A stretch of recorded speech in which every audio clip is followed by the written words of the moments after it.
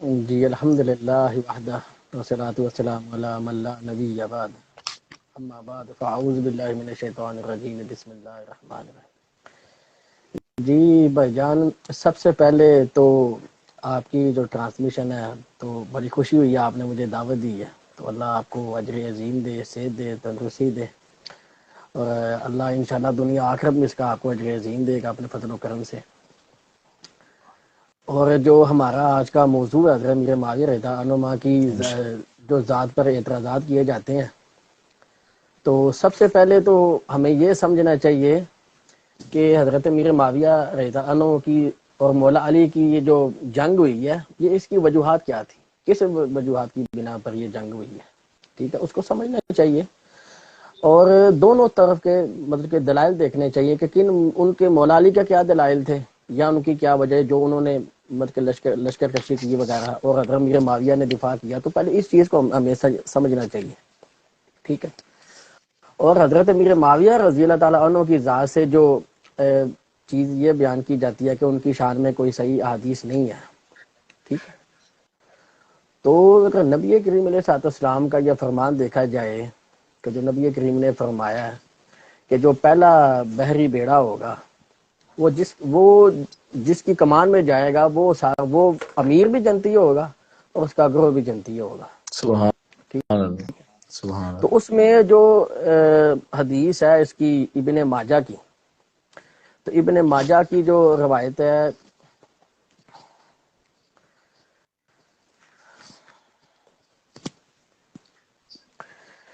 ابن ماجہ کی روایت میں اس میں بالکل حضرت ام حرام بنت مہران یہی فرماتی ہیں کہ حضرت امیر معاویہ رضی اللہ عنہ کی کمان میں جو پہلا بحری بیڑا تھا وہ گیا تھا، ٹھیک ہے۔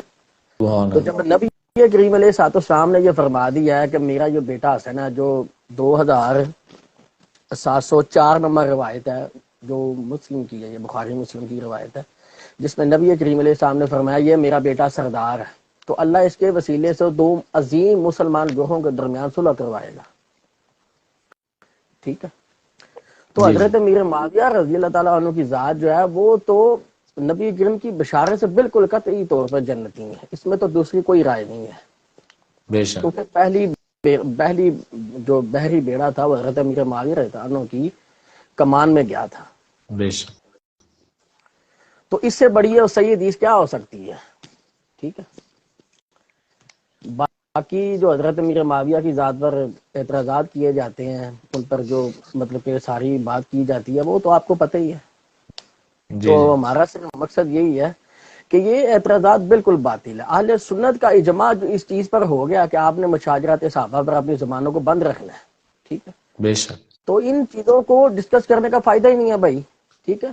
جب ہمارا اہل سنت کا اس چیز پر اجماع ہے کہ آپ نے صحابہ کے مشاجرات پر بالکل اپنی زبانیں بند رکھنی ہے، جی جی، اب ہم جن کو جو شیخ عبد القادر جیلانی رحمہ اللہ، جن کو ہم غوث پاک رحمہ اللہ فرماتے ہیں، اب وہ بنیاد و طالبین میں یہ بالکل واضح طور پر فرماتے ہیں کہ جو صحابہ کے مابین جو جنگیں ہوئی ہیں ان میں ہم اپنی زبانوں کو بالکل مکمل طور پر بند رکھیں گے، صرف ان کی شانیں اور ان کے اوصاف بیان کریں گے، جیسا بے کہ شک، امی عائشہ سلام اللہ علیہا، حضرت امیر معاویہ، مغیرہ بن شعبہ، عمر بن عاص وغیرہ رضی اللہ عنہم، اب ان کی غوث پاک رحمہ اللہ فرمائے ان کی شانیں بیان کرنی ہیں، اور آج کا کوئی مولوی یہ کہ ان کی شان نہیں بیان کرنی یا ان کی شان میں کوئی صحیح حدیث نہیں ملتی، تو اس کی عقل کا علاج تو ہمارے پاس نہیں نا ہے محترم۔ جی جی، اس لیے ہمارے بالکل، اسلاف، چاہے وہ ملا علی قاری ہو، چاہے ابن حجر اسقلانی ہو، چاہے امام بدر الدین عینی ہو، چاہے امام مسلم رحمہ اللہ ہو، ان سب کا علماء اہل سنت کا اس چیز پر اجماع ہے کہ جی جی، یہ مشاجرات صحابہ میں اپنی بالکل زبانیں بند رکھیں گے، صرف ان کی شانیں بیان کریں گے، اس کے علاوہ کوئی دوسری رائے نہیں ہے، ٹھیک ہے۔ اور نبی کریم علیہ الصلوۃ والسلام نے بھی بالکل واضح طور پر فرما دیا کہ لا تسبوا احد من صحابی، کہ تم نے میرے کسی ایک صحابی کے بارے میں کوئی بات نہیں کرنی، بے شک، اور نبی کریم علیہ الصلوۃ والسلام نے فرمایا کہ جب میرے اصحاب کا ذکر آئے تو رک جاؤ، اپنی زبانوں کو بند کر لو، جب ستاروں کا ذکر آئے تو اپنی زبانوں کو بند کر لو، اور واہ، جب تقدیر کا ذکر آئے تو اپنی زبانوں کو بند کر لو، بے شک، ٹھیک ہے۔ اصحاب کل عدول، تمام صحابہ نبی کریم کے وہ عادل ہیں، وہ ثقہ ہے، وہ صدوق ہے، ٹھیک ہے، اس میں بے کوئی شک، دوسری رائے نہیں ہے۔ اس لیے ان مشاجرات کو جو ڈسکس کرتے ہیں ہم تو اس کو ڈسکس نہیں نہ کرتے، ہم تو اہل بیت کی بھی شان بیان کرتے ہیں، اصحاب رسول کی بھی شان بیان کرتے ہیں، بے ٹھیک شک الحمدللہ اعلیٰ حضرت فرماتے ہیں بات نا کہ اہل سنت کا ہے بیڑا پار اصحاب رسول، سبحان اللہ، کہ اللہ اکبر۔ نبی پاک صلی اللہ تعالیٰ علیہ وآلہ وسلم کے اہل بیت کو بھی ہم مانتے ہیں، اور آپ علیہ الصلوۃ والسلام کے صحابہ کرام کو بھی مانتے ہیں۔ اہل سنت کا ہے بیڑا پار اصحاب رسول، نجم ہے اور ناؤ ہے عطرت رسول اللہ، سبحان سبحان اللہ۔ اللہ۔ تو چلے اگلے سوال کی جانب بڑھتے ہیں۔ علامہ صاحب اعتراض کیا جاتا ہے کہ حضرت امیر معاویہ رضی اللہ تعالیٰ عنہ کے دور میں ممبروں پر معاذ اللہ ثم معاذ اللہ حضرت مولا علی رضی اللہ تعالیٰ عنہ کو گالیاں دی گئیں، اس پر لوگ جو ہے وہ کافی ضد کرتے ہیں، تو اس کا کیا جواب ہے؟ دیکھیں اس پر ایک واضح جواب ہے جو کہ اکثر حضرات مسلم شریف کی وہ حدیث پیش کرتے ہیں کہ حضرت ما مانا کا انتصبو اباترا پیش کرتے ہیں کہ حضرت سعد نے نعوذ باللہ فرمایا کہ معاویہ نے مجھے حکم دیا کہ تم مولا علی پر سب کیوں نہیں کرتے، ٹھیک ہے۔ تو اب اس پر یہ جی اس جی کا یہ جواب ہے کہ ہمیں اس حدیث کی شرح پڑھنی پڑے گی کہ اس حدیث کے ظاہر پر جو ہم چیز دیکھ رہے ہیں کہ سب مینز لعنت ہوتا ہے یا گالیاں ہوتا ہے، ٹھیک۔ تو اس کی شرح میں جی جی امام نووی رحمہ اللہ فرماتے ہیں کہ یہ اس کا اصل جو معنی ہے نا وہ یہ ہے کہ حضرت معاویہ کا یہ فرمانا کہ تم علی پر سب کیوں نہیں کرتے یا تنقید کیوں نہیں کرتے، وہ اس لیے کہا تھا کہ وہ ان کے اجتہاد کو کیوں نہیں غلط کہتے ہیں۔ آپ اگر شرح صحیح مسلم کی اسی 6220 کی اگر شرح پڑھیں گے، شرح نبوی المنہاج جو امام نبوی رحمہ اللہ نے لکھی ہے، اس کی شرح میں امام نبوی رحمۃ اللہ علیہ نے یہی اس کا معنی مفہوم بیان کیا کہ ماں مانا کا انت صبو کا معنی یہ ہے کہ ان کو اجتہاد کو کیوں نہیں غلط کہتے، ٹھیک ہے۔ بے شک اگر دوسری اس کی علت دیکھیں امام مسلم رحمہ اللہ نے اپنے شرح صحیح مسلم کے مقدمہ میں لکھا ہے کہ جو ہم اول قسم کی روایت پیش کرتے ہیں نا اس کی سند میں کسی کوئی دوسری رائے نہیں ہوتی، اس کے تمام راوی ثقہ ہوتے ہیں، لیکن جو مطابق کے طور پر آئے جو دیگر اسناد اس کی ذکر کی جائیں، کیونکہ امام مسلم رحمہ اللہ کا یہ ایک معیار تھا، وہ ایک حدیث کی شان میں لاتے تھے، اس کے سارے طرق ایک جگہ جمع کر لیتے تھے، ٹھیک ہے۔ تو یہ مطابق کے طور پر آئی تھی، اور اس میں ایک راویہ بکیر بن مسمار، جی ٹھیک ہے، جی وہ جمہور محدثین کے نزدیک ضعیف راوی ہے، اور بکیر بن ہم، مسمار کے علاوہ کسی نے ماں مانا کا انتا صبو ابا تراب کے الفاظ بالکل نقل نہیں کی ہے، ٹھیک ہے۔ ٹھیک ٹھیک تو اس کے لیے ہم نے ہر حدیث کا وہی معنی اور مفہوم لینا ہے جو سلف صالحین نے لیا۔ جب امام نبوی رحمۃ اللہ علیہ نے اس کا یہ جواب دے دیا، اس کا معنی ہے کہ آپ علی کے اجتہاد کو کیوں نہیں غلط کہتے، چونکہ اس وقت ایک جنگ کا ماحول تھا، ٹھیک ہے، اس وقت تو ساری وہ معاملہ چل رہے تھے، ٹھیک۔ تو اس لیے ماں مانا کا انتصبو کا بیسکلی مطلب ہی یہ ہے کہ آپ ان کے اجتہاد کو کیوں نہیں غلط کہتے، یہی مانا تھا۔ اور دوسری جو دیگر امام نووی رحمہ اللہ نے اس کی توجیحات بیان کی ہیں، کیونکہ حضرت سعد بن ابی وقاص وہ کوفہ کے گورنر تھے اور اہل کوفہ مولا علی کی تکفیر کرتے تھے، ٹھیک ہے۔ تو اس وجہ سے بھی یہ توجیحات بھی امام نبوی رحمۃ اللہ علیہ نے پیش کی ہیں کہ امام حضرت امیر معاویہ کا یہ پوچھنا آپ مولا علی کو برا کیوں نہیں کہتے سعد کا، اگر اس کے مطلب پر ہی بات کر لی جائے تو حضرت معاویہ کی نیت یہ تھی کہ جب اہل کوفہ مولا علی پر لعنت کرتے ہیں، نعوذ باللہ ان کی تکفیر کرتے ہیں، آپ کیوں نہیں کرتے، ٹھیک ہے۔ اور آگے اگر اس کا وہ مطلب یوں ہی سمجھ دیکھا لیں کہ جائے، وہ یوں سمجھ لیں کہ وہ پوچھنا چاہ رہے تھے کہ آپ کیسے بچے ہوئے ہیں، تو جی یہ تو یہی پھر تو ایک اصل اچھی مسئلہ بات ہے نا۔ ماں مانا کا آپ کو کیا جی چیز روکتی ہے، کیا چیز مانے، اصل مقصد یہی ہے۔ اور آگے جی سعد بن کا یہ نہیں فرمایا، غصہ نہیں کیا، فرمایا یہ علی کی یہ 3 شانیں ہیں، ٹھیک ہے، کہ وہ فتح جی خیبر ہے۔ نبی کریم جی نے کے بارے یہ فرمایا تھا کل میں جھنڈا اس کو دوں گا جو میدان بدر نہیں ہوگا، اور اللہ اس سے محبت اللہ رسول اس سے محبت کرتا ہے، وہ اللہ رسول سے محبت کرتا ہے۔ اس میں تو حضرت سبحان سعد اللہ۔ نے کوئی غیظ و غضب نہیں آگے سے دکھایا کہ آپ نے یہ کیا بات کر دی، ٹھیک ہے۔ آگے سے فرمایا اچھا یہ بات ہے، تو آگے ساری شانیں سنا دی۔ مقصد یہ تھا پوچھنے کا، ہمارے سلف صالحین تو یہ باتیں کی ہیں، اور آج کوئی بندہ یہ اٹھ کے بات کر دے وہ دیکھو جی سب کرنے کا حکم دے دیا۔ اگر یہ سب کرنے کا حکم دیا ہے تو اسی بخاری میں مولا علی نے حضرت عباس بن عبد المطلب پر سب کیا، ٹھیک ہے۔ جی جی تو حضرت عباس پر سب کرنا، ٹھیک ہے، تو بلکہ نبی کریم علیہ السلام نے فرمایا کہ جس نے میرے چچا عباس پر سب کیا اس نے مجھ پر سب کیا۔ اب مولا علی تو اللہ حضرت عباس پر سب کر رہے ہیں، اب ادھر سب کا ہم ترجمہ کیا کریں گے، گالیاں نعوذ باللہ دے رہے تھے، ٹھیک ہے، استغفر اللہ، نہیں نہیں، اتنی بلکہ قرآن بخاری مسلم میں متعدد جگہ پر یہ بات آئی ہے کہ نبی کریم نے 2 صحابہ پر سب کیا. ٹھیک ہے، تو اس لیے کہ ہم وہاں سب کا معنی گالی کریں گے. اگر نبی کریم علیہ الصلوۃ والسلام کے آپس میں یہ جو ایسے باتیں ہوئی ہیں، اس کا یہ کوئی اتنی بڑی بات نہیں ہوتی. ٹھیک ہے، ان کو اچھال کر ایسی اس طرح پیش کر دینا، یہ صرف جہالت ہی ہے اور کچھ بھی نہیں ہے. ٹھیک ہے، جب مولا علی حضرت عباس پر سب کر رہے ہیں تو نبی کریم نے فرمایا جس نے میرے چچا عباس پر سب کیا اس نے مجھ پر سب کیا. اب ہم مولا علی کو نعوذ باللہ یہ کہیں گے کہ حضرت عباس کو گالیاں دیتے تھے؟ وہ آپس کی ان کی بات ہے. عرب میں اتنے سخت جو الفاظ استعمال ہوتے تھے وہ ان کی نظر میں اتنے بڑے نہیں تھے ہوتے.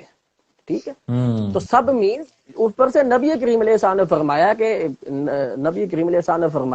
کہ میں نے اللہ سے یہ عہد لیا ہوا ہے کہ اگر میرے زبان سے کسی کے لیے بدعا نکل جائے، اگر وہ اس کا مستحق نہ ہوا تو یا اللہ اس کو بروز قیامت اس کے لیے دعا بنا دے، اس کے لیے رحمت بنا دے. سبحان اللہ، واہ تو واہ، کیا اصحاب رسول مطلب کہ نعوذ باللہ نبی کریم کے بدعا کے مستحق ہے؟ ٹھیک ہے، استغفر اللہ، تو یہ اس لیے یہ بالکل غلط پراپاگنڈا ہے. یہ غلط جو شوشے چھوڑے جاتے ہیں جی وہ سب دیتے تھے. بلکہ امام ابن کثیر رحمۃ اللہ علیہ البدایہ والنہایہ میں فرماتے ہیں کہ مولا علی پر ممبروں پر شب و ستم کرنے والی جتنی بھی روایت ہیں سب کی سب ضعیف ہیں. لا یتجبی، ان سے احتجاج ہی نہیں ہو سکتا. کیونکہ اللہ تعالیٰ قرآن مجید میں فرماتا ہے صحابہ کے بارے میں سورہ فتح میں کہ رحما بینہم، کہ صحابہ آپس میں رحم دل ہیں، ایک دوسرے پر شفقت کرتے ہیں.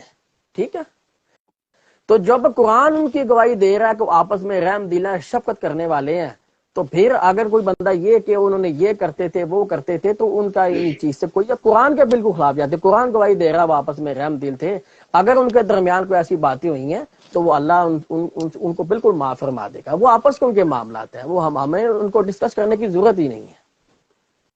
علامہ صاحب نے بڑا اچھا اس بات کا جواب دیا ہے، جو کہ کچھ لوگ اعتراض کرتے ہیں کہ حضرت امیر معاویہ رضی اللہ تعالیٰ عنہ نے نعوذ باللہ منبر پر نبی اور علی پاک رضی اللہ تعالیٰ عنہ جو ہے وہ گالیاں دلوائیں. اس کا بڑا جو ہے مدلل جواب علامہ صاحب نے دیا ہے. بڑھتے ہیں اپنے اگلے سوال کی طرف. علامہ صاحب ہمارا اگلا سوال یہ ہے کہ یہ مشہور ہے کہ حضرت امیر معاویہ رضی اللہ تعالیٰ عنہ نے جو ہے وہ تلبیہ چھوڑ دیا تھا، تو وہ نعوذ باللہ وہ کہتے ہیں جی انہوں نے حضرت مولا علی رضی اللہ تعالیٰ عنہ کے بغض میں چھوڑ دیا تھا. تو اس بارے میں آپ کیا فرماتے ہیں؟ جی یہ جو روایت ہے نا کہ مولا علی کے بغض میں حضرت معاویہ نے بالکل یہ تلبیہ چھوڑ دیا تھا، یہ بالکل ضعیف روایت ہے. ٹھیک ہے، اس میں ایک راوی ہے خالد بن مخلد القطوانی جو کہ بالکل شیعہ راوی ہے. ٹھیک ہے، تو یہ راوی کا محدثین نام ذرا دوبارہ بتائیے گا، وہ آواز رک گئی تھی. جی اس کا نام ہے خالد بن مخلد القطوانی. ٹھیک ہے، اس ٹھیک، راوی کا جو نسائی کی روایت ہے. ٹھیک ہے، جی جی، تو یہ ہمارے اہل سنت کا متفقہ عقیدہ ہے کہ جو شیعہ راوی ہوگا، ٹھیک ہے، تو اس کی ہر وہ روایت ناقابل قبول ہوگی جو اہل سنت کے عقیدے کے خلاف ہوگی، جو صحابہ کے خلاف ہوگی. بالکل ایسے ہی. ٹھیک ہے، یہ تو ہمارا متفقہ عقیدہ ہے. اس میں تو کسی کو اپنی بات کرنے کی بھی جو ہے نا وہ فضول ہی ہوگا، کوئی بندہ اپنی باتیں کرے گا. باقی جو اس کے دیگر جواب دیے جاتے ہیں، ٹھیک ہے، پر کوئی فائدہ نہیں ہے باتیں کرنے کا. بھائی شیعہ راوی ہے اور وہ بھی جلا ہوا شیعہ ہے. ٹھیک ہے، تو یہ روایتی جو نہیں ہے. ٹھیک ہے، اس پر کیا کلام کیا جائے؟ جی تو مزید پھر اس پر جو ہے وہ کلام کرنے کی ضرورت ہی نہیں جب راوی جو ہے وہ اس کا وہ رافضی ہے. تو بڑھتے ہیں علامہ صاحب اپنے اگلے سوال کی طرف. اگلا سوال ہے کہ حضرت امیر معاویہ رضی اللہ تعالیٰ عنہ کی جو حضرت مولا امام حسن رضی اللہ تعالیٰ عنہ کے ساتھ صلح ہوئی، اس صلح کا اس کی کیا حقیقت ہے؟ اور پھر اس سے اگلا ہم نے جو سوال کرنا تھا وہ بھی میں اسی سوال کے ساتھ ہی ایڈ کر دیتا ہوں کہ کچھ لوگ کہتے ہیں کہ صلح کی کچھ شرائط تھیں جن پر نعوذ باللہ حضرت معاویہ رضی اللہ عنہ نے عمل نہیں کیا تھا.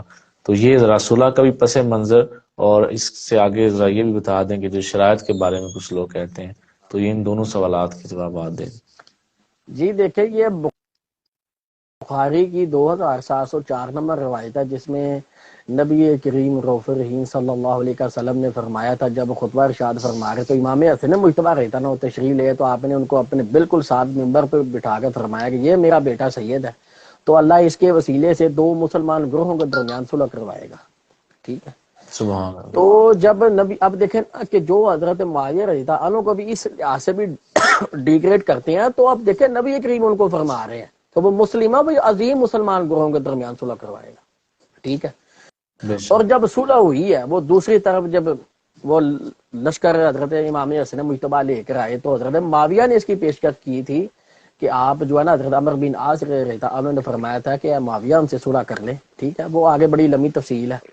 تو جب حضرت امام حسن مجتبی نے صلح کی تھی تو بھائی بغیر کسی شرط کے کی تھی، حالانکہ حضرت معاویہ نے یہ بالکل بات کلیئر کٹ کی تھی کہ آپ کے جو بھی مطالبات ہم سب مان لیں گے، بلکہ ان روافظ کی کتابوں میں تو یہ تک لکھا ہوا ہے کہ انہوں نے بالکل بلائنڈ پیپر بھیجا تھا امام حسن مجتبی رضی اللہ عنہ کے پاس، بھائی جو لکھ دیں گے ہمیں منظور ہے۔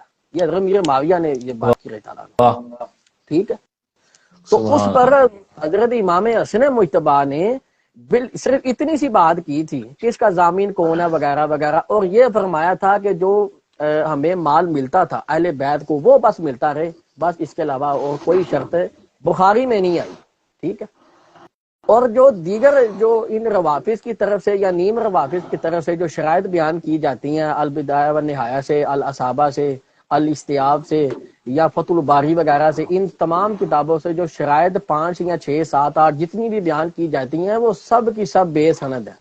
ٹھیک ہے، اور امام محمد بن سیرین، امام عبداللہ ابن مبارک، امام مسلم رحمہ اللہ تعالی اجمعین متفقہ طور پر فرماتے ہیں کہ سند امور دین میں سے ہے، اور جس کی سند ہی کوئی نہیں بے شک۔ اس سے کوئی احتجاج نہیں ہو سکتا۔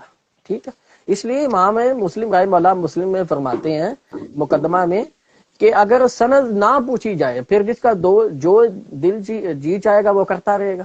ٹھیک ہے، اس لیے جو جی بے سند ہوگی اس کی جی۔ کوئی حیثیت نہیں ہو سکتی، اس لیے جتنی بھی اسناد ذکر کی جاتی ہیں ان شرائط کی وہ بالکل بے سند ہے۔ اگر ان شرائط کو بیان کرنا ہے تو بھائی پھر پوری بیان کرو۔ اب انہی فتح الباری میں ہی امام ابن حجر اسقلانی نے یہ شرط لکھی ہوئی ہے، وہ بھی بغیر سند کے لکھی ہوئی ہے، کوئی سند نہیں ہے اس کی۔ ٹھیک ہے، تو انہوں نے یہ لکھی ہوئی ہے کہ حضرت میر معاویہ رضی اللہ عنہ کو امام حسن نے یہ فرمایا تھا کہ آپ نے اپنی وفات کے بعد خلافت مجھے دینی ہے۔ ٹھیک ہے، اچھا۔ اب جو جی بالکل یہ لکھی ہوئی ہے، فتح الباری میں لکھی ہوئی ہے، یہ جو انہوں نے نا شرط بیان کرنی، ہم تو اس شرط کو بھی جعلی مانتے ہیں۔ کوئی یہ جنت کے شہزادے امام حسن مجتبی نے بالکل کوئی شرط نہیں رکھی، صرف یہی کہا تھا جو مال ملتا تھا اہل بیت کو وہ ملتا رہے، بس اس کے علاوہ اور کچھ بھی نہیں چاہیے۔ ٹھیک ہے، جب نبی کریم نے فرمایا کہ یہ اللہ کی رضا کے لیے صلح کر لے گا، تو جب کسی مسلمان سے صلح کی جاتی ہے تو اس میں کون سی شرائط رکھی جاتی ہیں؟ ٹھیک ہے، تو جی جی۔ باقی جو کہتے ہیں کہ لانتے نہیں بھیجی جائیں گی، امام حسن یہ رکھی تھی شرط، لانتے نہیں بھیجی جائیں گی، جو ہمارے لوگ ہیں ان کو قتل نہیں، یہ سب بالکل بے سند باتیں ہیں۔ میں تو اپنی اصلاح کے لیے یہ اس انٹرنیٹ کے ذریعے یہ مطالبہ کرنا چاہتا ہوں کہ بھائی مجھے کوئی صحیح سند تو دینا ان شرائط کی۔ ٹھیک ہے، تو جو بات ہی بے سند ہے اس پر کیا کلام کیا جائے۔ ٹھیک ہے، اور سب سے بڑی بات یہ کہتے ہیں کہ ذکر تو کر دی ہے نا، ذکر تو کر دی ہے نا، اب ناس بھی جو لوگ ہیں وہ پیش کرتے ہیں کہ امام حسین نے یزید کی بیعت کر لی تھی، البدایہ میں، تاریخ تبری وغیرہ میں لکھا ہوگا تو وہ مان لیں گے۔ اگر تاریخ کی جی جی۔ کتابوں کو انہوں نے ٹھیک ماننا ہے تو پھر امام حسین کا بیعت کرنا بھی مان لیں۔ وہ تاریخ کی کتابوں میں تو لکھا ہوگا کہ امام حسین مجتبی نے نعوذ باللہ من ذالک کی یزید کی بیعت کر لی تھی، پھر اس کو کیوں نہیں مانتے؟ جی بالکل، ناسبی لوگ اس کا حوالہ الوداع کا اکثر جو ہے وہ پیش کرتے ہیں، لیکن ہم الحمدللہ اہل سنت جو ہے وہ اس بات کے قائل ہیں کہ حضرت امام حسین رضی اللہ تعالیٰ عنہ کا صلح کرنا، یزید کے ساتھ بیعت کرنا، یہ بالکل بھی جو ہے وہ یہ بے اصل بات ہے۔ تو ادھر آ کے بدل جاتے ہیں، دیکھیں۔ اصل میں نا روافظ کی آپ کتاب دیکھیں نا، رجال کشف میں بھی لکھا ہوا کہ امام حسن مجتبی نے امام امیر معاویہ کی بیعت کر لی تھی۔ ٹھیک ہے، جی جی۔ اور باقی یہ ساری چیزیں یہ بالکل بے سند ہیں۔ یہ آپ ان نیم روافظ کی کتابیں آپ دیکھ لیں جو چھپ رہی ہیں، اب میں نام نہیں لیتا ان کا، ٹھیک ہے، تو ان میں یہ سب بس فراڈ امت کو گمراہ کرنے کے لیے بس یہ اپنا یہ دیکھیں نا میرا کمرہ ہے، میں اس کمرے میں جو مرضی باتیں کرتا رہوں، نہ مجھے کو پوچھنے والا ہے، بس بڑھ کے مارتا رہوں، وہ فلانا کوئی شے نہیں، یہ کوئی شے نہیں، اس طرح کے نعرے پھر ہر بندہ ہی مار لیتا ہے۔ یہ جب وہ ہمارے جی جی پنجابی میں کہتے ہیں نا کہ پہلوان دا پتہ ادو لگتا جدو ہتھاں ہاتھ پین، یہ کہ جو پہلوان ہے وہ ہاں ہاں اکھاڑے میں ہاں بس لگا رہے، اکھاڑے میں آگے وہ ایکشن مارے، ایسے ایسے کرے جیسے پہلوان کرتے ہیں، جب ہاتھوں میں ہاتھ ڈالے گا نا تب پتا چلے گا اس میں طاقت کتنی ہے، زور کتنا ہے، اس کے داؤ کتنے اچھے ہیں۔ بالکل ٹھیک ہے، تو اس لیے اپنے کمرے میں بالکل بیٹھ ایسا کے جو مرضی بک بک کرتا رہے، اس کی کوئی اجت نہیں ہے ہمارے نزدیک۔ اس لیے بے سند روایتیں ہیں، بالکل کوئی بات نہیں۔ جنت کے شہزادے نے امام حسن مجتبی نے بغیر کسی شرط کے سلو کی تھی، اگر کسی کے پاس جس کا صحیح سند کے ساتھ ثبوت ہے تو میں ماننے کے لیے بھائی تیار ہوں۔ ہمارے تک کوئی ایسی سند نہیں پہنچی جس سے یہ ثابت، اگر شرطیں مانی ہیں پھر ساری مانے۔ پھر یہ بھی لکھا ہوا کہ امام حسن مجتبی نے رشوت لی تھی، نعوذ باللہ من ذالک، یہ بھی ان شرطوں میں لکھا ہوا ہے، جو یہ بیان نہیں کرتے کہ پیسے لے کے انہوں نے یہ سارے معاملات کیے تھے، اور پیسے خود رکھوائے تھے کہ جناب یہ اتنے پیسے مجھے ملتے ہی رہیں گے، یہ سارا معاملہ چلتا رہے گا۔ یہ تو پھر ان چیزوں کو بھی بیان کر رہا ہم ان کو بھی جعلی من گھڑت کہتے ہیں کہ جنت کے شہزادے کی یہ شان ہی نہیں ہے، جو جنت کے مالک ہیں ان کو پیسوں کی کیا ضرورت ہے۔ ٹھیک ہے، بالکل بالکل باقی اب ماشاء اتنی اللہ۔ میرے خیال سے جو تفصیل کافی ہے۔ جی جی، بڑا اچھا سوال آپ نے کیا ہے، اس کا جواب آپ نے دیا، تو ہم اپنے اگلے سوال کی جانب بڑھتے ہیں۔ ہمارا اگلا سوال ہے کہ کیا ایک آدمی نے حضرت امام حسن رضی اللہ تعالیٰ عنہ کی وفات پر حضرت امیر معاویہ رضی اللہ تعالیٰ عنہ کے سامنے امام حسن رضی اللہ تعالیٰ عنہ کے حوالے سے کوئی نزیبہ لفظ بولا، آگ کا انگارہ، نعوذ باللہ، اس طرح کا کوئی نزیبہ لفظ، جس کے بارے میں ابو داؤد کا حوالہ پیش کیا جاتا ہے؟ جی، یہ ابو داود کی 4131 نمبر روایت ہے، اور دیگر مسند احمد وغیرہ میں بھی پیش کی جاتی ہے۔ یہ بالکل ضعیف جد روایت ہے، سخت ضعیف روایت ہے۔ ٹھیک ہے، اور اس پر دیگر حوالے بھی دیے جاتے ہیں، جی فلاں نے اس کو صحیح کہا، فلاں نے اس کو صحیح کہا۔ ٹھیک ہے بھائی، ہم ہر اس بندے کی بات مانیں گے جو جس نے دلیل کے ساتھ کسی چیز کو یہ ثابت کرنا ہے۔ اب دیکھیں اس میں بقیہ بن ولید وہ تدلیس تسویہ کا ارتکاب کرتا ہے، تدلیس تسویہ کرتا ہے، اور وہ بحیر سے بھی تدلیس کر رہا ہے، اور خالد بن معدان جو اگلا تیسرا راوی ہے، ٹھیک ہے، لیکن اس کے ساتھ اس کی سماع کی تشریح بھی موجود ہے بحیر کے ساتھ۔ اب کئی لوگ کہتے ہیں کہ یہ بحیر کے ساتھ حدثنا آ گیا، دوسری جگہ آ گیا حدثنا، دوسری یہ کتاب میں آ گیا حدثنا بقیہ، حدثنا بحیر آ گیا، لیکن تدلیس تسویہ کا جو مرتکب ہوتا ہے اس کو پوری سند میں سماع کی تشریح کرنی چاہیے، اور آگے پھر ان خالد بن معدان ہے۔ ٹھیک ہے، اور امام ابو حاتم رحمہ اللہ نے کتاب العلل میں بالکل اس کی وضاحت بھی آگے کر دی ہے کہ جو اس کا جو پہلا راوی ہے نا، جو پہلا راوی ہے وہ ہمسی ہے، جو ابن شریح ہے نا وہ ہمسی راوی ہے۔ اب امام ابو حاتم رحمہ اللہ نے بالکل کلیئر کٹ یہ بات کیا کتاب العلل میں کہ جو بقیہ سے ہمسی راوی روایت کرے گا تو لا یحتج بھی، اس کی بھی روایت قابل قبول نہیں ہوگی، احتجاج بالکل بھی نہیں ہوگا۔ اب ایک چھوٹی سی بات میں یہ کر دوں کہ اس پر مخالفین کہتے ہیں کہ امام ابو حاتم رحمہ اللہ نے فرمایا کہ بقیہ شامی راویوں سے روایت کرے اس کی روایت ٹھیک ہوتی ہے۔ بالکل بالکل ٹھیک بات ہے، ہم اس کو مان لیتے ہیں۔ اب آپ یہ بتائیں کہ اس کی وجہ تو یہی ہوئی نا کہ شامی راویوں سے ملاقات نہیں ان کی، جی جی ملاقات ثابت ہے، دیگر سے ثابت نہیں۔ اب ان جی عقل کے اندر کو یہ سوچنا چاہیے کہ جو راوی بقیہ سے روایت کر رہا ہے وہ تو ہمسی ہے، وہ تو شامی ہے ہی نہیں، دونوں ترکوں میں ہمسی راوی ہے۔ ٹھیک ہے، اب آپ خود دیکھیں جن کی ملاقات صرف جن کی روایت شامیوں سے صرف قابل قبول ہوگی، اس سے روایت کرنے والا ہمسی راوی ہے، وہ تو شامی ہے ہی نہیں، تو پھر بھی یہ روایت بالکل ضعیف ہوگی، یہ بھی اس سے بھی احتجاج نہیں ہوگا۔ یہ تو پھر بھی یہ سارے اعتراضات یہ کیے جاتے ہیں نا، بالکل بے فضول ہے، یہ روایت ہر لحاظ سے ہی ضعیف ہے، کوئی اس کا بالکل جو ہے نا وہ ثبوت نہیں ملتا، کسی صحیح سند سے یہ چیز ثابت ہی نہیں ہے کہ یہ امیر معاویہ جو بلکہ خود بیان کر رہے ہیں، دوسری حدیث میں حضرت امام حسن کی شان بیان کر رہے ہیں کہ یہ وہی حسن ہے جس کے ہونٹ نبی کریم چوسا کرتے تھے۔ ٹھیک ہے، تو جو شخص حضرت معاویہ رضی اللہ عنہ جو حضرت امام حسن کی شان بیان کر رہے ہیں کہ یہ وہ شخص ہے جس کے ہونٹ امام الانبیاء علیہ الصلوۃ والسلام چوسا کرتے تھے، تو انہوں نے ان کے بارے میں ایسی باتیں کر دی تھی، اس لیے یہ سند کے لحاظ سے بالکل جتنی بھی سندیں ملتی ہیں یہ بالکل بقیہ کی تدریس تسویہ کی وجہ سے بالکل ضعیف ہے، کوئی احتجاج نہیں کیا جا سکتا۔ علامہ صاحب، یہ کمنٹس میں سوال آیا ہوا ہے، کوئی عبداللہ نامی بندے نے سوال کیا ہوا ہے، تو مجھے وہ چونکہ وہ سوال میں انہوں نے کوئی عبارت نہیں لکھی، میں عرض کر دیتا ہوں، آپ کمنٹس میں نہ ڈھونڈیں، میں عرض کر دیتا ہوں۔ انہوں نے صرف یہ لکھا ہوا ہے کہ مسند احمد کی روایت نمبر 12347، یعنی 1 2 3 4 7، اس روایت کو بھی ملاحظہ کریں۔ تو یہ سوال مکمل نہیں ہے، اگر آپ کے ذہن میں ہے تو اس کے جواب دے دیں، ورنہ سوال کرنے والے نے سوال جو ہے مبہم سا کیا ہے۔ ریفرنس تو ٹھیک ہے انہوں نے دیا روایت کا، لیکن ساتھ وہ کم از کم سوال کمپلیٹ کرتے تو پھر جواب دینے کا بھی کوئی مزہ نہ تھا۔ چلیں کوئی بات نہیں، کیا حوالہ دیا انہوں نے؟ 12,000 مسند احمد کی روایت نمبر 12347، 1 2 3 4 7۔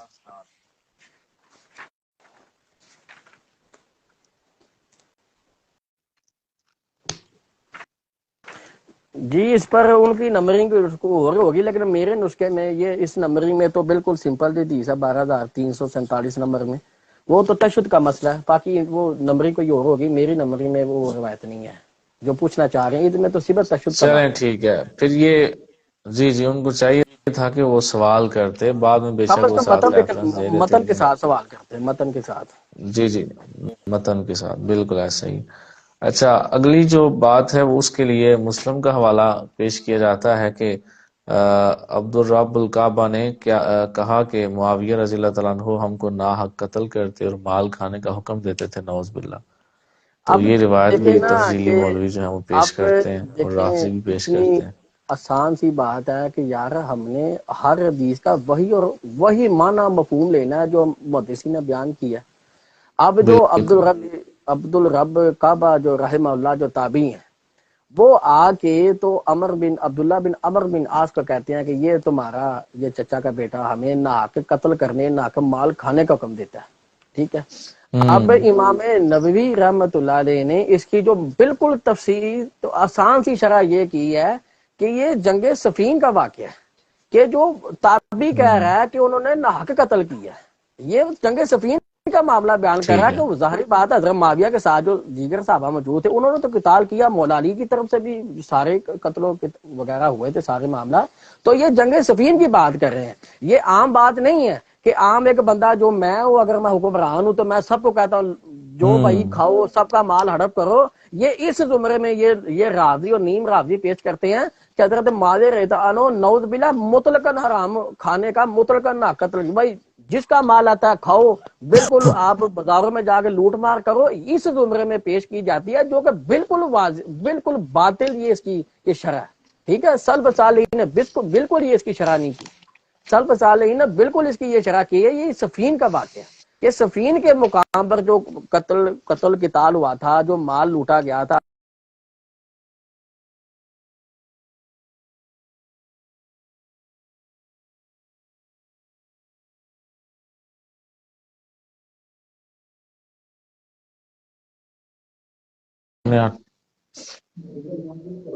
امام ہے، ٹھیک ہے، ان کا اجتہاد بالکل درست تھا، اور جو بھی ان کے مقابلے میں آیا اس نے اپنے اجتہاد میں خطا کی ہے، اور وہ باعث اجر و ثواب ہے، وہ بالکل بھی قابل ملامت عمل نہیں ہے، ٹھیک ہے۔ تو یہ سفین والا واقعہ ہے، ٹھیک ہے۔ ٹھیک۔ اچھا، اگلا ہمارا سوال یہ ہے کہ یہ جنگ جس کے بارے میں ہم ابھی بات کر رہے تھے، تو حضرت مولا علی رضی اللہ تعالیٰ عنہ اور حضرت امیر معاویہ رضی اللہ تعالیٰ عنہ کے مابین جو جنگ ہوئی، تو اہل سنت کا اس کے مطابق جو نظریہ ہے وہ صدیوں سے کیا چلا آ رہا ہے؟ اہل سنت کا اس جنگ کے متعلق کیا نظریہ ہے؟ دیکھیں اہل سنت اس چیز پر جو نا وہ اتفاق ہے، ان کا اجماع ہے کہ حضرت معاویہ رضی اللہ تعالی عنہ یا مولا علی ہو، وہ اپنے خود کو اجتہاد پر درستگی پر سمجھتے تھے، ٹھیک ہے۔ کیونکہ حضرت امیر معاویہ رضی اللہ عنہ کا ایک ہی مطالبہ تھا، وہ تھا قصاص عثمان کا، جو عین قرآن کے مطابق تھا، کہ انہوں نے بالکل یہ جی مطالبہ کیا تھا۔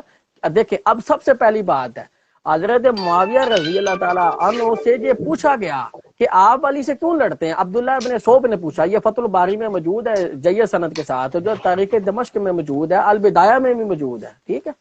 تو حضرت عبداللہ ابن صوب جن کو ابو مسلم خولانی کہتے رہتا انہوں نے آگے پوچھا کہ اے معاویہ آپ علی سے کیوں جنگ کرتے ہیں، تو کیا آپ علی کی مثل ہیں؟ تو فرمایا کہ میں علی کی مثل نہیں ہوں، علی مجھ سے افضل ہے، علی مجھ سے خلافت کا بھی زیادہ بے حق شک رکھتے ہیں، لیکن میرا آپ کو پتہ ہے کہ حضرت عثمان ظلمن شہید کیے گئے ہیں اور میں ان کے چچا کا بیٹا ہوں اور میں قصاص عثمان کا مطالبہ کرتا ہوں، اس کے علاوہ میرا کوئی مطالبہ نہیں ہے، ٹھیک ہے۔ جی جی بالکل اور رہ گیا جو اہل سنت کا موقف ہے، تو بھائی اہل سنت و جماعت اس چیز پر بالکل متفق ہے کہ صحابہ کرام رضوان اللہ اجمعین کے مابین جو مشاجرات ہوئے ہیں اس پر اپنی زبانوں کو بند کیا جائے گا۔ کیوں؟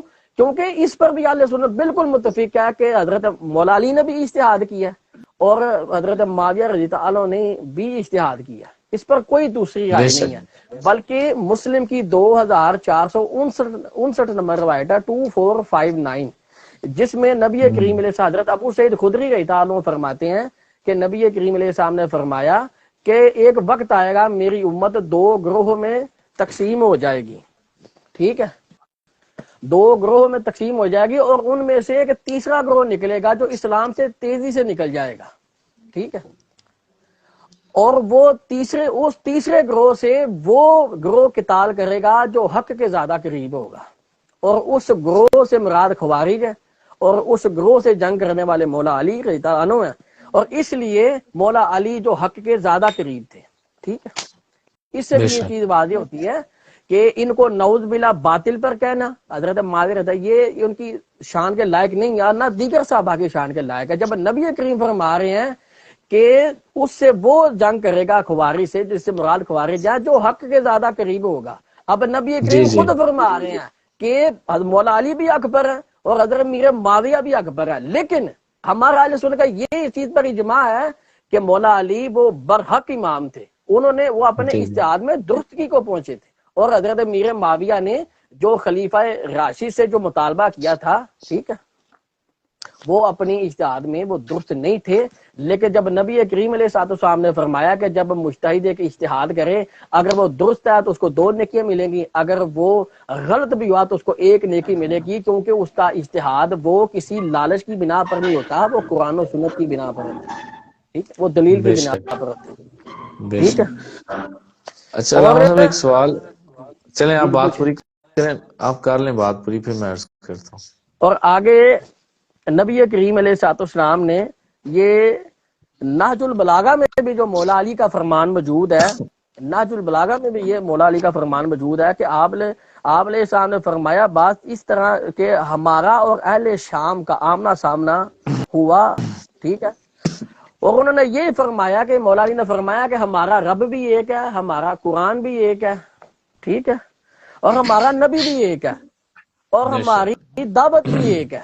یہ نہج البلاغہ میں مولا علی کا یہ مکتوب انہوں نے لکھا ہوا ہے، ٹھیک ہے، اور ہم اللہ پر ایمان لانے اس کی رسول کی تصدیق کرنے میں ان سے بہتر ہے، اور نہ ہی وہ ایسا دعویٰ کرتے ہیں جو معاملہ بالکل 100% برابر ہے، اختلاف صرف قصاص عثمان کے بارے میں ہے اور اس معاملے ہم بے قصور ہیں۔ اب مولا علی بھی یہ فرما رہے ہیں، نہج البلاغہ میں موجود ہے کہ جو حضرت معاویہ کا جو ہمارے اہل شام، ظاہر بات اہل شام سے مراد ہے معاویہ، کہ ان کا مطالبہ قصاص عثمان ہے اور ہم اس قتل سے بالکل بری ہیں، اور الحمدللہ ہمارا بھی یہی مطالبہ ہے کہ حضرت مولا علی کرم اللہ تعالی وجہ الکریم کا بالکل قاتل نے عثمان میں کوئی ایسا جو ہے نا وہ ایسی بات نہیں ہے، ٹھیک ہے۔ اور آگے سے عبداللہ ابن عباس، یہ تبرانی میں بھی موجود ہے، موجب الکبیر تبرانی میں بھی موجود ہے کہ حضرت عبداللہ ابن عباس رضی اللہ عنہما فرماتے ہیں کہ اگر لوگ حضرت عثمان غنی کے خون کا بدلہ نہ مانگتے تو ان پر آسمان سے پتھر برسائے جانے تھے اگر خون عثمان کا اللہ مطالبہ نہ کیا اکبر جاتا، اللہ ٹھیک، اکبر۔ اس لیے کہ جو اس طرح کی یہ باتیں کی جاتی ہیں نا یہ بالکل باطل ہے، ٹھیک ہے۔ اور بھی اس میں باتیں کرنے کو بہت کچھ ہے، اب دیکھیں نا یہ فورم ایسا ہم ادھر ہر بات تو نہیں کر سکتے، ٹھیک ہے، اب اس میں بالکل میری باتوں سے بھی کئی چیز نکال کے کوڈ کر کے اس کے شاید کو بندہ جواب دے یا کمنٹ میں کوئی ایسی بندہ باتیں کرے، تو اس لیے یہ ایسی باتیں ہیں کہ یہ ایک پراپرلی ایک بندے کو ٹائم نکالنا پڑے گا ان باتوں کے لیے، ٹھیک ہے، کیونکہ صحابی بامقابلہ صحابی ہے، صحابی جی بامقابلہ کو جی آج کا ملا ملوانا نہیں ہے یا کوئی تابی نہیں ہے جس کی ہم مطلقاً بات رد کر دیں گے، ادھر بھی جمی صحابہ موجود ہے، ٹھیک ہے.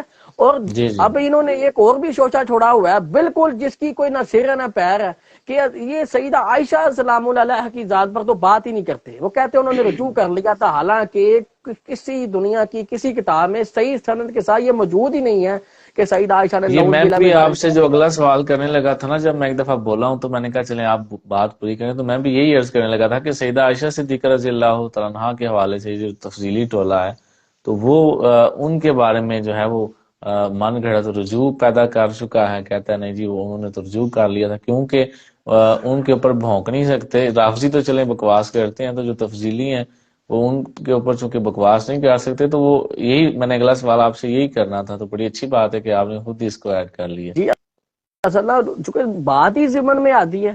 اب ایک جی جی بندے پر آپ نے پوری پوری عمارت کھڑی کر دی، اس پر تنقید کی بارشیں کر دی ہیں، اور دوسری طرف پر اما عائشہ سلام اللہ، حضرت طلحہ، حضرت زبیر وغیرہ اتنے جمیع صحابہ موجود ہیں، ان پر بات ہی کوئی نہیں کرتا. ہم یہ نہیں کہتے ان پر بات کی جائے، ان کی ذات و ہر عیب سے بالکل مبرہ ہے. جی ٹھیک.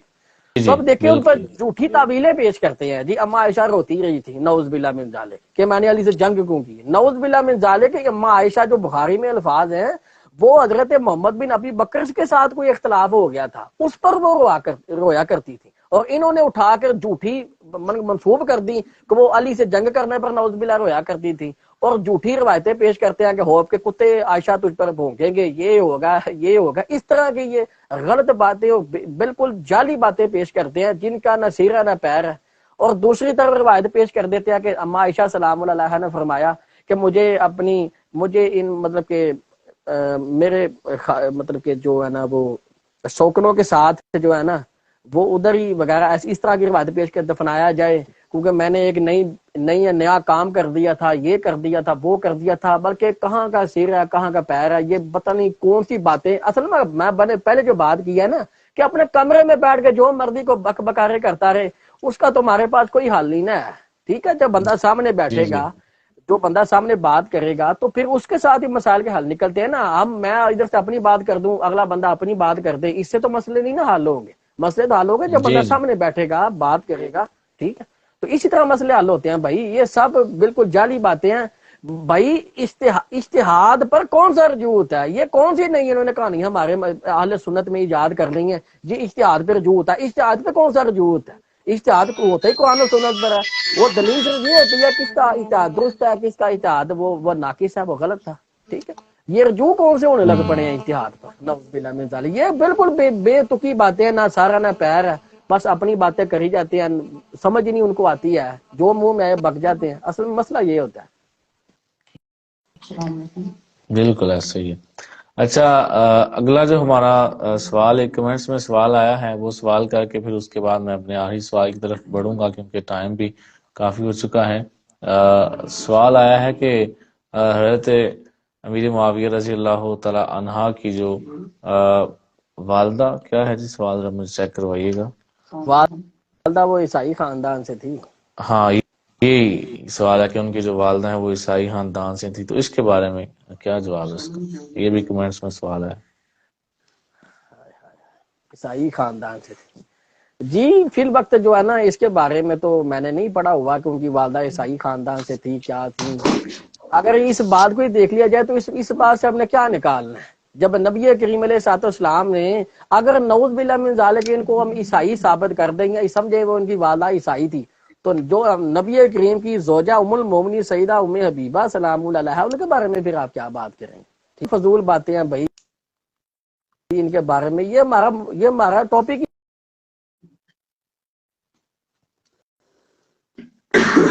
اچھا علامہ صاحب یہ حضرت آواز آ رہی ہے آپ کو؟ آپ کی تصویر رک گئی علامہ صاحب.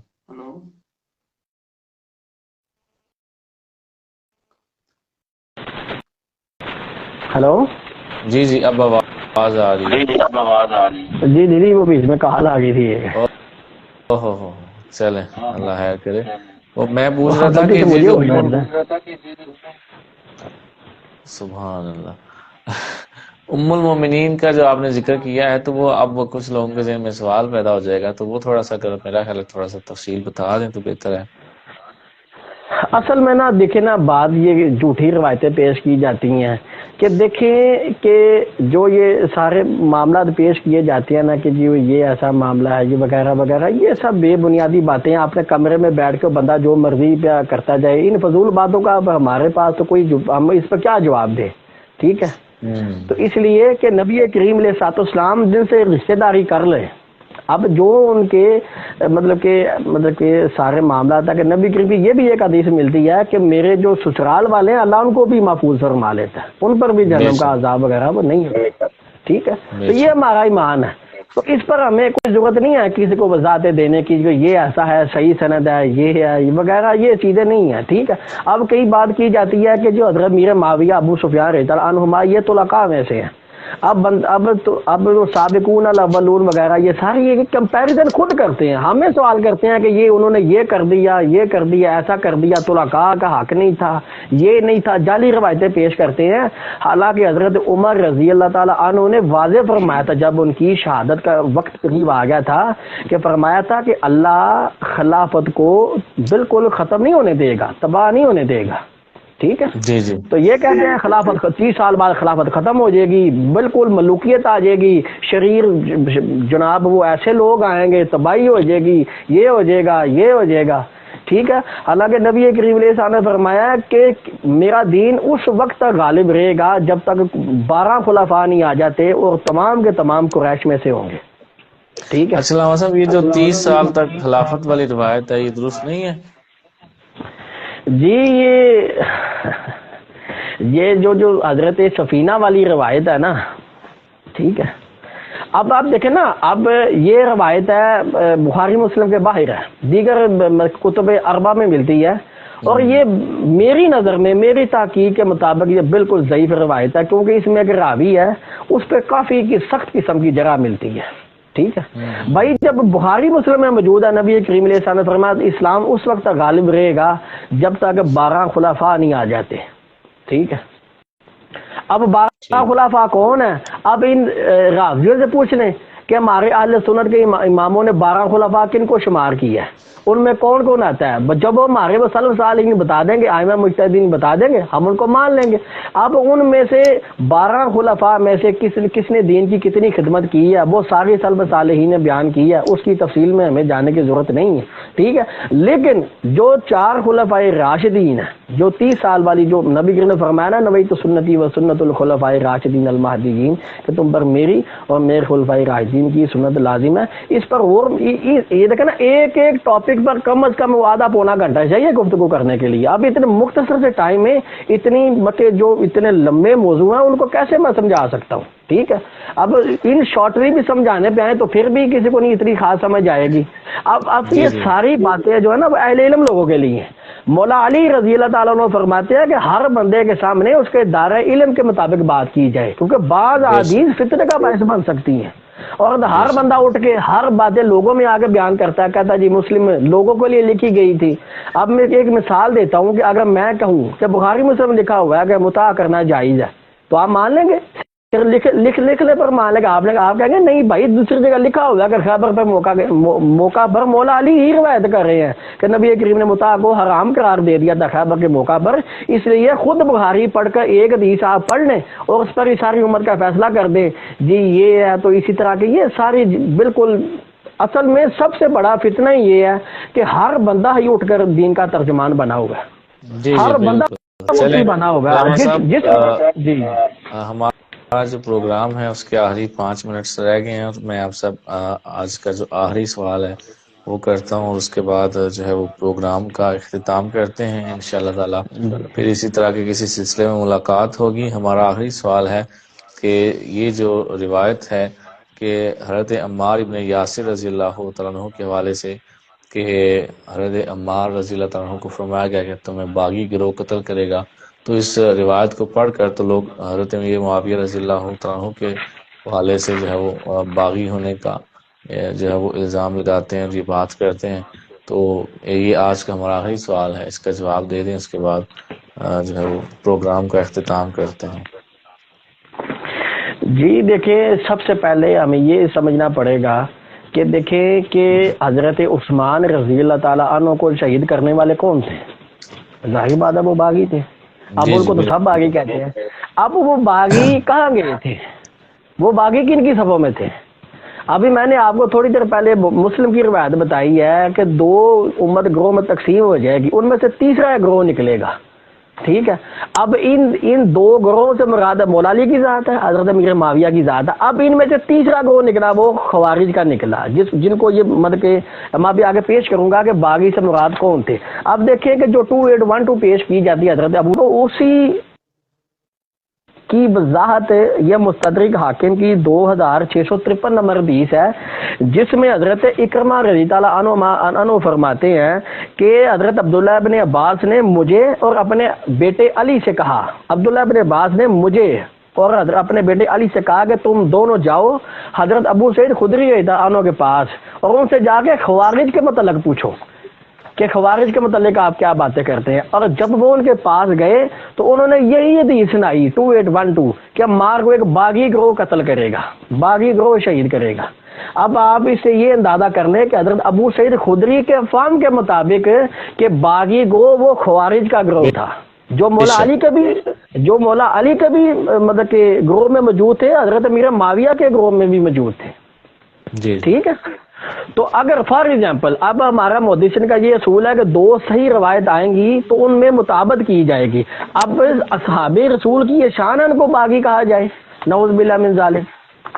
ٹھیک ہے. تو اس ساری گفتگو کا یہی خلاصہ ہے کہ وہ اس باغی گروہ سے مراد خوارج تھے. اب یہ میں صحابی رسول کا فہم پیش کر رہا ہوں. اگر کسی سلف نے یا کسی محدث نے یا کسی بھی ائمہ نے باغی گروہ سے مراد حضرت معاویہ کا گروہ لیا تو وہ فہم غلط ہے، کیونکہ میں صحابی کا فہم بیان کر رہا ہوں، میں اپنا فہم نہیں بیان کر رہا. جو ہمارا محدثین کا یہ اصول ہے کہ جو راوی حدیث ہوتا ہے وہ خود اس حدیث کو بہتر جانتا ہے اور اسی کا قول اسی کا فہم ہمارے لیے حجت ہوتا ہے.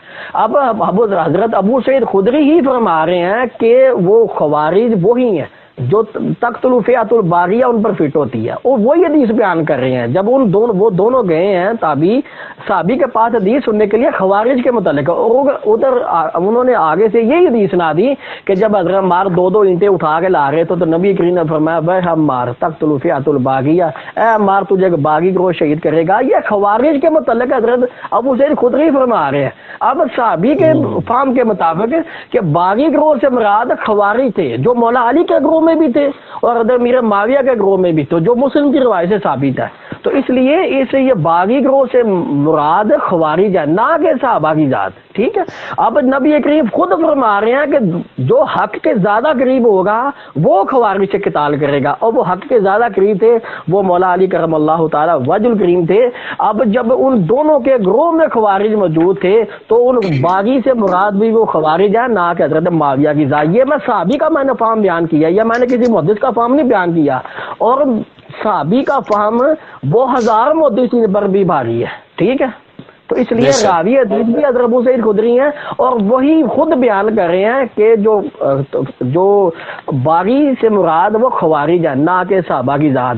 اگر آپ اسی چیز کو بھی دیکھ لیں کہ جب مولا علی سے خود پوچھا گیا ہے، ابو داؤد میں موجود ہے کہ یہ تابعی پوچھ رہے ہیں کہ اے علی آپ نے کس بنیاد پر حضرت معاویہ سے جنگ کی ہے، تو انہوں نے خود بتایا تھا میں نے اپنی رائے سے یہ جنگ کی ہے. ٹھیک ہے. تو اس لیے یہ بہت ہی لمبی باتیں ہیں، ان پر ڈسکشن کرنے کا ہے تو سارا دن بھی کم پڑ جائے گا. اس لیے جو راوی حدیث ابو سعید خدری ان کے قول کے مطابق باغی سے مراد وہ خوارج ہے، نہ کہ حضرت معاویہ کی ذات. ایک طرف نبی کریم ان کو مسلمان کہہ رہے ہیں، مومن کہہ رہے ہیں، وہ بھی عظیم گروہ کہہ رہے ہیں، اور دوسری طرف آپ کہہ رہے ہیں وہ باغی گروہ ہے. اب آپ نبی کریم کا ایک قول آ گیا وہ مومن کا گروہ ہے، 2 گروہوں کے درمیان. اب اگر آپ کہیں گے کہ وہ مومن لفظ نہیں آیا تو بھائی حضرت امام حسن کے بارے میں آپ کے کیا کمنٹ ہوں گے؟ ان کو آپ مومن نہیں مانتے. ٹھیک ہے. جب نبی کریم 2 عظیم مسلمان گروہوں کے درمیان صلح کروائے گا تو اگر آپ نے امام حسن کو مومن ماننا ہے، جو بھی ماننا وہ امیر معاویہ کو بھی ماننا پڑے گا. اب جس سے جنت کا شہزادہ صلح کر رہا ہے آپ اس سے کیوں نہیں صلح کر رہے؟ اب بس آخری بات، پھر انشاءاللہ کبھی بات کریں گے. اگر فار ایگزامپل میں ایک چھوٹی سی مثال دیتا ہوں، اگر بالفرض یہ میرا عقیدہ نہیں ہے، بالفرض حضرت معاویہ کو باغی بھی مان لیا جائے، باغی بھی مان لیا فی الفرض، یہ میرا عقیدہ نہیں ہے، یہ اہل سنت کا بھی بالکل یہ عقیدہ نہیں ہے، اگر ان کو باغی بھی مان لیا جائے تو صلح تو کر لی، مولا علی نے بھی وہ سارا معاہدہ وغیرہ ہو گیا، امام حسن نے بھی کر لیا، ٹھیک ہے۔ اب جب جنرل کا شہزادہ صلح کر رہا ہے، اب بغاوت چھوڑی ہے تو صلح کر رہا ہے نا، پھر آپ اس لحاظ سے بھی حضرت معاویہ کو باغی کیسے کہہ سکتے ہیں؟ اللہ جب یہ صلح بڑا جنرل اہم کا نقطہ شہزادہ بیان کر رہے فرمایا آپ نے، ہیں، بڑا اب زبردست دیکھنا نقطہ اگر یہ۔ فی الفرض خدا نہ خواستہ اگر ان کو باغی بھی مان لیا جائے، پھر بھی اب ایک صحابی نے غلطی میں آگے وہ روزے کی حالت میں اپنی بیوی سے صحبت کر لی، ٹھیک ہے، یا فار ایگزامپل ایک صحابیہ نے جب زنا کیا تھا، بہت مشہور واقعہ ہے، تو نبی کریم نے فرمایا جب بچہ چلنے کے قابل ہو جائے پھر آ جانا، تمہیں ہم مطلب کہ سنسار وغیرہ کر دیں گے۔ اب اس صحابی کو یا صحابیہ کو جس نے زنا کیا تھا سزا مل گئی، اب آپ ان کو جی زانی جی، کہہ سکتے ہیں؟ نعوذ باللہ من ذالک۔ نہیں نہیں جب کہ ان کو مست سزا مل گئی، جب ان کے سارے معاملات پورے ہو گئے، اب جب حضرت امام حسن نے صلح کر لی ہے، مولا حضرت معاویہ نے اگر ان کو باغی بھی نعوذ باللہ مان لیا جائے تو بغاوت انہوں نے چھوڑ کے صلح، بغاوت چھوڑی ہے تو صلح کی ہے نا، تو اس بے شک لحاظ سے بھی ہم ان کو کیسے باغی کہہ سکتے ہیں؟ جب ایک بندے نے بغاوت چھوڑ دیا بقول ان لوگوں کے راویوں کے، نیم راویوں تبدیلیوں وغیرہ کے، کہ صلح جب بغاوت چھوڑی ہے تو صلح ہوئی ہے نا، اس بے لحاظ سے شک بھی ہم ان کو باغی نہیں کہہ سکتے، ٹھیک ہے۔ باقی اس پر پھر انشاءاللہ کبھی موقع ملا تو باتیں کریں گے، یہ باتیں ہیں جتنی مرضی بھائی لمبی کر لیں، ٹھیک ہے۔ جی اب اس میں بے شک۔ مزید کوئی آپ نے بات پوچھنی ہے تو پوچھ لیں، اس تخت الفیات الباغیہ پر۔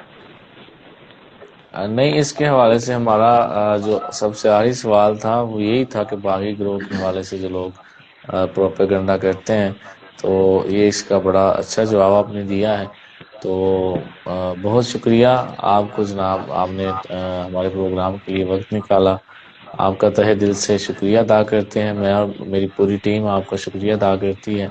تو اب آخر میں بہار رمضان ٹرانسمیشن کا یہ جو سلسلہ ہم نے شروع کیا ہے، اس کے بارے میں کوئی ایک دو جملہ اگر آپ فرمانا چاہیں تو فرما دیں، اس کے بعد پھر دعا بھی آپ نہیں فرمانی ہے، دعا فرما دیجیے گا پھر۔ جی بھائی جان، میرا تو آپ کا تعلق آپ کو پتہ ہے کس نے بنایا، وہ مقاموں کی کیا محمد عثمان علی کشمیری بٹ جی جی صاحب ہے، تو اللہ آپ کو اجر عظیم دے، تو ان کے وسیلے سے یہ ٹرانسمیشن کے مجھے موقع ملا بات کرنے کا، یا آپ کے ذریعے یہ سارا پروسیجر ابھی آپ نے کیا، میں نے بات کی ہے، ٹھیک ہے، تو اللہ بھائی عثمان کو بھی اجر عظیم دے، اور اللہ آپ کی پوری ٹیم کو بھی اجر عظیم دے، جو آپ نے ایک نیکی کا کام شروع کیا، جو اصلاح کا کام شروع کیا، تو اللہ تعالیٰ آپ کی یہ کاوش قبول فرما کر اپنے حبیب کریم رؤوف الرحیم صلی اللہ علیہ وسلم کے وسیلہ جلیلہ سے آپ کو دنیا آخرت میں اس کا اجر عظیم دے گا، تو اللہ تعالیٰ آپ کے علم میں، فضل میں، مال میں، جان میں برکتیں عطا کرے۔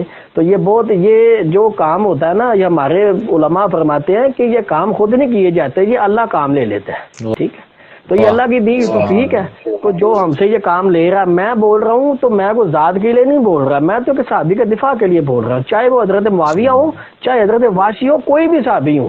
جب جی نبی جی کریم علیہ السلام نے فرما دیا کہ لا تسبوا احد من صحابی، کسی ایک صحابی کے بارے میں تم نے کوئی بات نہیں کرنی، ٹھیک، تو بے جو شک، بات کرے گا ہم اس کے خلاف انشاءاللہ اعلان جہاد کریں گے، اس کے خلاف سارا پروسیجر کریں گے جو ان کی طرف سے کیا انشاءاللہ۔ کہ اللہ تعالیٰ آپ کی ساری ٹیم کو اجر عظیم دے، بہت خوشی کی بات ہے۔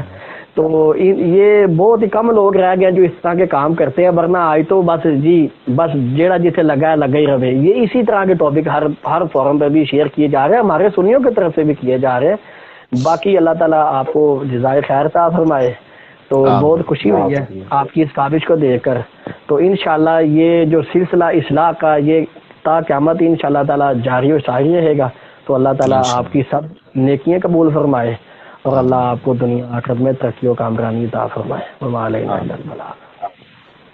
بہت شکریہ علامہ صاحب، اللہ تعالیٰ آپ کو جزا عطا فرمائے، انشاءاللہ تعالیٰ پھر ملاقات ہوگی، دعاؤں میں یاد رکھیے گا، اللہ حافظ۔